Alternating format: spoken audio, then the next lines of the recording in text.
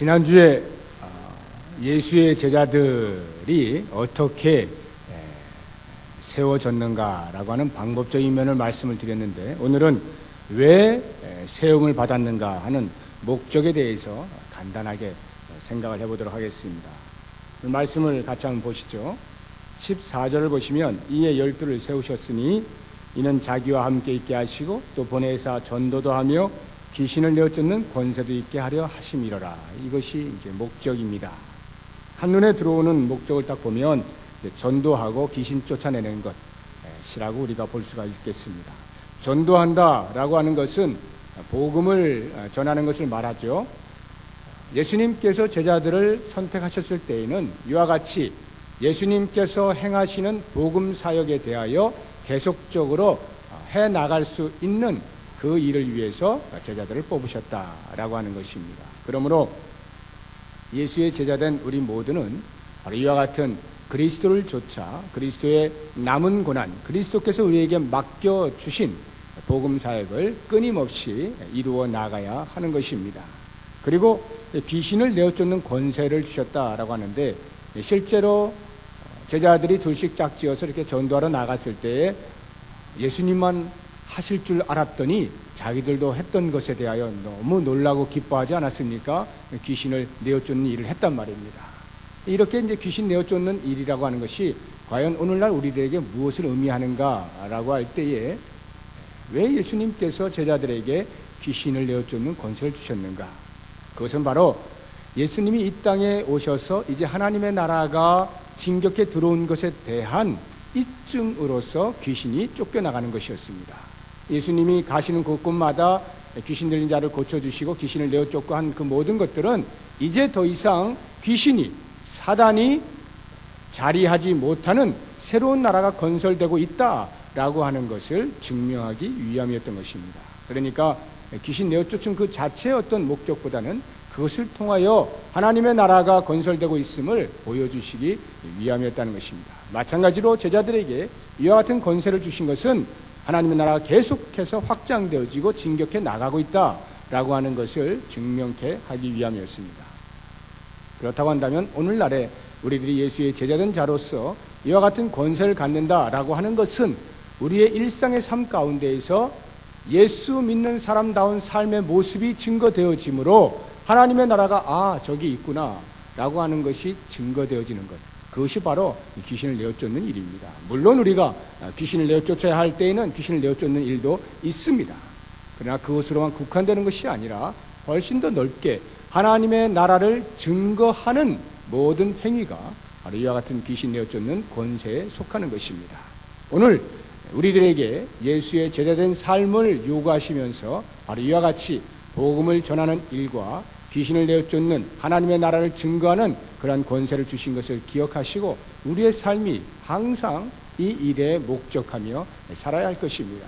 그러나 예수님께서 이러한 삶의 목적을 주셨을 때 그냥 우리의 힘으로만 하게 하시지 아니하시고, 예수님께서는 그 제자들을 부르셔서 어떻게 하셨느냐 하면, 다시 한번 14절을 보시면, 이에 12를 세우셨으니 이는 자기와 함께 있게 하시고, 이것이 앞에 나와 있습니다. 그리고 이제 그 모든 삶들 같이 사는 가운데에서 복음 전하는 일과 귀신을 내어쫓는 일들을 하게 하셨다라고 하는 것입니다.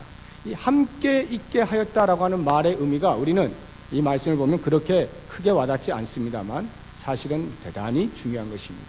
우리가 그리스도의 제자된 자로서 복음 사역과 하나님 나라 건설을 위하여 일을 할 때에 그리스도의 나와 함께 하심에 대한 경험을 하지 못하고서는 그 일을 제대로 수행할 수가 없는 것입니다.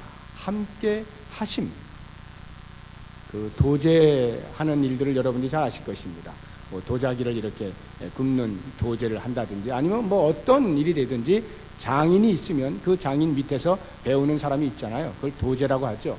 그 도제가 이제 그 장인의 기술을 배우고자 할 때 어디 장인이 들어오자마자 바로 가르쳐줍니까? 그렇게 안 하죠. 뭐 1년이고 2년이고 그냥 심부름만 막 시키지 않습니까? 물 떠와라, 빨래해라, 밥해라, 뭐 이런 거 막 심부름 시키고, 나는 언제 저 기술 가르쳐주나 끙끙거리고 있을 때 어느 날 불러다가 이제 하나씩 이렇게 가르치는 것을 우리가 잘 보지 않습니까? 그게 무엇을 의미하느냐 하면 단순히 기술의 전수 자체가 목적이 아니라 그러한 기술이 전수되기 위하여 그에 걸맞은 인품, 성품, 인격이 생활이 형성되지 않으면 안 되기 때문에 그와 같은 일을 시키는 것입니다. 마찬가지로 예수님께서 제자들을 부르시고 그 거룩한 사역을 감당케 하실 때 그냥 부르자마자 바로 시킨 것이 아니에요. 예수님께 직접 다 데리고 다니시면서 자신의 삶을 다 보여주시죠. 그리고는 자기도 모르는 사이에 녹아지는 그러한 어떤 성품들을 갖도록 만들어주시는 것입니다. 그리고 또 한 가지 중요한 것은 그렇게 사역을 감당하기에 걸맞은 교육을 시키는 목적뿐만이 아니라 함께 계심이라고 하는 그 자체가 주는 놀라운 은혜를 알게 하시기 위함입니다. 어린아이가 부모와 함께 있을 때 말로 표현할 수 없는 안정감을 갖지 않습니까? 그리스도의 제자된 자들이 스승과 함께 있을 때 말로 표현할 수 없는 안정감이 있는 것입니다. 그리고 함께 하심이라고 하는 그 자체가 주는 하나님의 은혜, 다시 말하면 이 땅에서 함께 있는 것뿐만이 아니라 영원히 함께 있을 것에 대한 소망을 품게 하는 이 땅에서의 함께 하심이란 말입니다. 바로 그것을 먼저 깨닫게 하시면서 궁극적으로 원하셨던 복음 전도와 하나님 나라의 건설을 부탁을 하셨던 것입니다. 이렇게 볼 때에 오늘 이 귀한 이제 공동회의를 곧 진행하게 될 터인데 이제 오늘 새로이 교회의 일꾼으로 부름받게 되시는 분들 누가 될지 알 수 없으나 그분들은 그 누구보다도 우선적으로 이와 같은 그리스도의 제자됨의 본 목적을 분명히 인식해야 할 것입니다.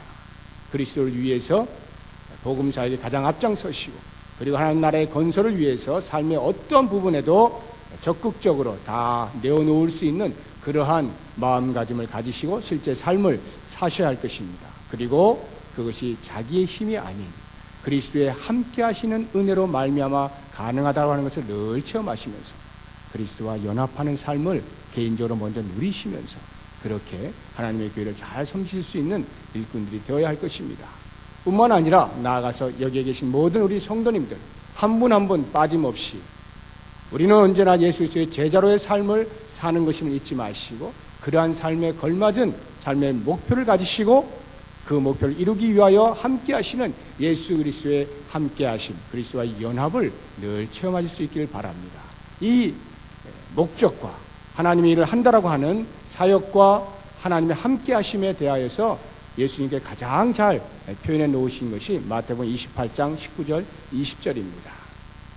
그러므로 너희는 가서 모든 족속으로 제자를 삼아 아버지와 아들과 성령의 이름으로 세례를 주고 내가 너희에게 분부한 모든 것을 가르쳐 지키게 하라. 볼지어다 내가 세상 끝날까지 내가 너희와 항상 함께 있으리라. 내가 너희와 항상 함께 있으리라. 이 시간도 여전히 그리스도의 함께 하신 은혜 그리고 그 은혜로 말미암아 그리스도께서 우리에게 남겨주신 그 사역을 감당케 하시는 것 잊지 마시고 모든 우리의 삶에서 이와 같은 훌륭한 일들을 잘 감당하는 복된 성도들이 되시기를 바랍니다.